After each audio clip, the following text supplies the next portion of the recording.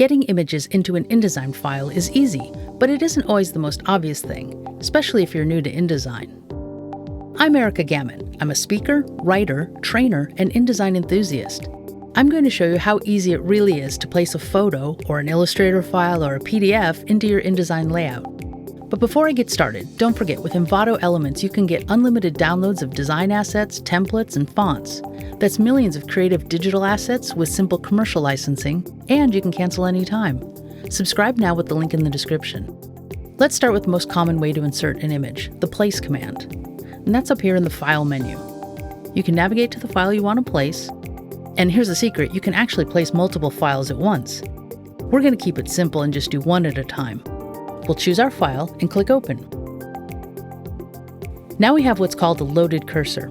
We can see a thumbnail of our image, and we have a couple of options. The first is just to click on the page, and this places it at the original size, which might be too big for the pasteboard. You can see that's what's happening here. My preferred method gives you a little bit more control. I'll undo that place we just did, and this time I'll click and drag out to my desired size. Notice that it maintains the proportions of the image we're placing.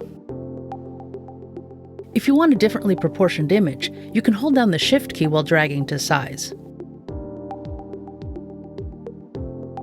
You might have to adjust the fitting options afterwards. Items inside InDesign live within a frame, and when we placed our images, it created one for us automatically. But sometimes you already have a frame and now you want to put an image in it, and that's easy to do too. Select the frame, go to the File menu and choose Place. Now down here in the dialog box, choose Replace Selected Item. Then select your image, click Open, and then that image is right there in that frame. If you didn't select a frame first, go up to File, choose Place, select the image that you want, and click Open, and then just roll over an empty frame, and we'll put that image right inside the frame. You can even drag an image from the Finder or the desktop right into an InDesign file, and you get the same results as using the Place command. Now you know a few of the super simple ways to insert an image into your InDesign layout. Subscribe to Envato Elements to access millions of creative digital assets, including everything you've seen, and thousands of video courses and tutorials on Envato Tuts Plus. Subscribe now with the link in the description.